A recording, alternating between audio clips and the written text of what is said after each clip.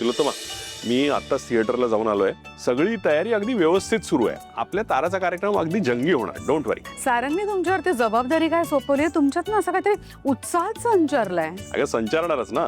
आणि double excitement आहे ना, कारण सावली हर्बल पहिल्यांदाच कुठला तरी इव्हेंट स्पॉन्सर करते आणि तोही आपल्या सुनबाईंच्या गाण्याचा कार्यक्रम. मग काय विचारलंच नको. आणि तसंही ना आता मला हे दुपटी टोपरी करून कंटाळा आलाय. कंटाळा म्हणजे? नाही म्हणजे आता हे सगळं संपलंय. तुम्ही त्याचं टेन्शन घेऊ नका. आता ते काम झालेलं आहे. आता आपलं खरं काम कधी सुरू होईल माहितीये? बाळ आल्यानंतर. बापरे, म्हणजे बाळ आल्यावर तू पुन्हा मला कामाला लावणार? होय. बरं मला सांगा, थिएटरची तयारी कुठवर आली आहे? अगं नाही, सगळं व्यवस्थित सुरू आहे. म्हणजे आपल्या जाहिराती कुठे कुठे प्लेस करायच्या ते बघून आलो. इतर काही छोटे मोठे डिटेल्स होते तेही सगळं फायनलाइज झालंय. 2 गाण्यांच्या मध्ये आपली जाहिरात दिसणार आहे ना, त्यासाठी लागणारा प्रोजेक्टर आणि पडदा सगळं आहे व्यवस्थित? हो हो, सगळं नीट आहे. तू टेन्शन घेऊ नको, काही प्रॉब्लेम होणार नाही. अहो नाही, मी का विचारते, कारण गेल्या वेळेला त्या पडद्याचा प्रॉब्लेम झाला होता. अगं म्हणूनच यावेळेला पडदा अवॉइडच केलाय. अख्खी LED वॉल उभारतोय आपण. अरे बाप रे, म्हणजे तयारी एकदम जय्यत चालू आहे. मग काय. वा वा वा, बेस्ट काम केलंय तुम्ही. ताराच्या इव्हेंटची तयारी करत असला तरी नकळत तुम्ही मला हेल्प केली आहे. ही सगळी तयारी माझ्या खूप गरजेची होती. बरं झालं तुम्हीच हे काम केलं. फार मोठा त्रास वाचवलाय माझा. त्या सावली सनस्क्रीनच्या जाहिरातीसाठी लावलेला तो LED आता सावलीचंच भांडं फोडायच्या कामी येणार.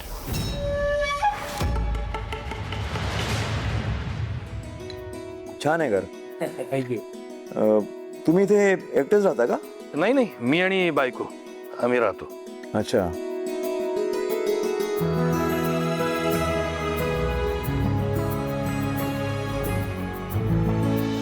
माझी लेक काही वर्षांपूर्वी गेली काही कारणांमुळे. हो सॉरी. पण नशिबाने किरण नावाची अजून एक लेक आमच्याच घरात राहते. म्हणजे किरण नावाची एक मुलगी आहे. तिचं असं कोणी नाही आहे जगात. त्यामुळे आम्हीच तिचे आई बाबा. Oh I see. Sorry, I can really understand.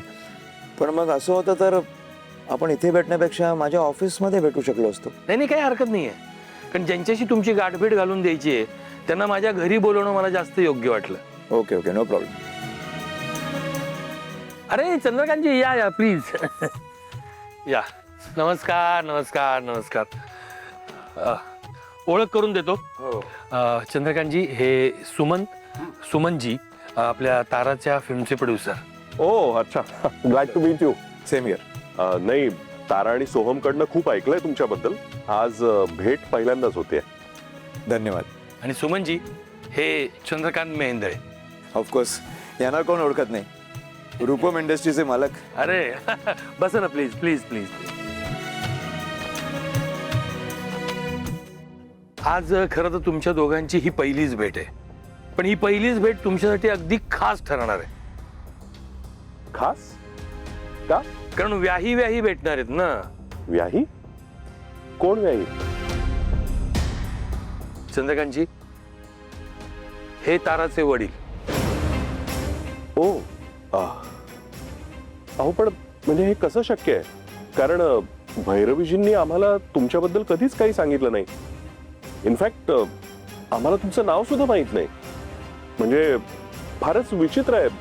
आम्ही कोणीच तुमच्याबद्दल काहीच ऐकलं नाही कधी. चंद्रकांतजी, खरं तर खूप मोठी गोष्ट आहे ती. म्हणजे मला तरी वाटतं हेच तुम्हाला सविस्तर सांगू शकते. हां Sumanji, please if you don't mind, जे काय असेल ते मनमोकळेपणानं सांगा. मला खरंच जाणून घ्यायला आवडेल तुमची सगळी कथा. नक्कीच सांगतो. बरं झालं बाई, चहा आणलास तू. एवढं दमायला झालं होतं ना सावळे आज. काय काम केलेत आम्ही माहितीये. पण बरं झालं आज सगळी कामं होऊन गेली. नाही माई, उद्या वेळच मिळाला नसता आपल्याला. उद्या आणखीन बिझी असणारे दिवस. तारा, सावली, तुम्हा दोघींच्या सासऱ्याने नाके नऊ आणली आम्हाला खूप आज. कोणी बाबांनी काय केलं त्यांनी? अगं ते पण आले होते ना थिएटरात. काय? अगं या सावळीसाठी रूम कुठं बनवायची ते बोलत होतो ना आम्ही. हे आपले सारखे दत्तासारखे मागेच उभे बाई. टेन्शन आलं होतं किती माहितीये. बापरे, त्यांनी तुमच्या दोघांचं बोलणं तर नाही ना ऐकलं? नाही ऐकलं. पण आज जर त्यांनी काही ऐकलं असतं ना तर खेळ खल्लास होता आपला. पण मला हेच कळत नाही की ते आलेच कशाला होते. तुमची कंपनीच आहे ना या आमच्या कार्यक्रमाला स्पॉन्सर, हा म्हणून तुला काही माहितीच नाही का यातलं? तिला काय माहिती असणार आहे जयंती? नावापुरती आहे ती फक्त त्या कंपनीत. सगळे निर्णय तर ते परस्परच घेतात. काय झालं होतं सावळे, म्हणजे सारंग साहेबांनी ना या शोची सगळी जबाबदारी दिली तुझ्या बाबांवर, म्हणजे डॅडवर. हा त्यामुळं ते ना जातीनं काय हवं काय नको ते सगळं बघत होते ग. पण आम्हाला टेन्शन आलं होतं ना बाई. मला वाटत होतं बिंग फुटतं की काय आपलं. अरे बापरे, पण जर बाबांनी स्वतःहून या सगळ्यामध्ये लक्ष घातलं तर मम्मा आपल्या गाण्याचं सत्य खूप इझिली ओपन होईल मेंदळे फॅमिली समोर. असं कसं ओपन होईल? आजवर कधी झालंय तर आता होईल. मी पण आहेच ना, हा त्यामुळे अजिबातच डोंट वरी. हा ही जयंती आहे ना तोपर्यंत काय बी गडबड होणार नाही. तुम्ही लोक टेन्शनच घेऊ नका. मला ना उलट तू असली की जास्त टेन्शन येतं की आता काही ना काही होईल आणि भांड फुटेल. उलट मला तर सगळे चांगले संकेत वाटतात. म्हणजे बघा ना, जगन्नाथजींमुळे तारा मॅडमचं पिक्चरचं शूटिंग पुढे ढकललं गेलं आणि आता सुद्धा आपला हा कार्यक्रम आपली कंपनी स्पॉन्सर करते. एक मिनिट, काय म्हणालीस? जगन्नाथजींमुळे ताराच्या फिल्मचं शूट पुढे गेलं? हा अगं सावली, मग मला या आधी नाही का सांगायचं? तू आत्ता सांगतेस? तुमचं आणि त्यांचं पटत नाही म्हणून मी नाही सांगितलं. अगं वेडे, आता त्यांनी आपलं एवढं मोठं काम केलंय म्हटल्यानंतर त्यांना फोन करून त्यांचे आभार तर मानायला पाहिजे की नाही? हा एहसान फरामोश का काय म्हणतात ना सावळे, ते असं असतं. हा बघ, लगेच जगन्नाथजींचे आभार मानायचेत.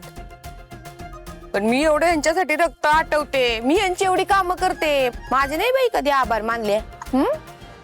तुला ज्या कोऱ्या कोऱ्या नोटा मोजते ना मी, त्यालाच आभार प्रदर्शन समज. हा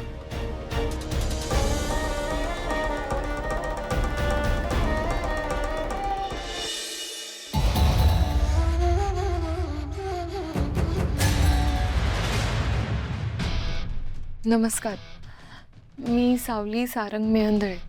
आज मी तुम्हा सगळ्यांना एक सत्य सांगणार आहे, म्हणजे मी कबुली देणार आहे.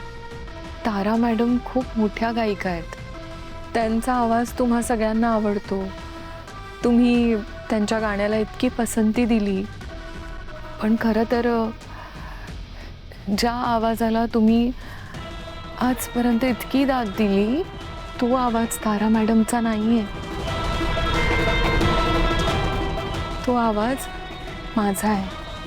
आजपर्यंत तारा मॅडमला जी ओळख मिळाली, त्यांना इतकी दाद मिळत आली, त्यांना जो फेम मिळाला, ते सगळं फक्त आणि फक्त माझ्या आवाजामुळे. तारा मॅडमला गाताच येत नाही.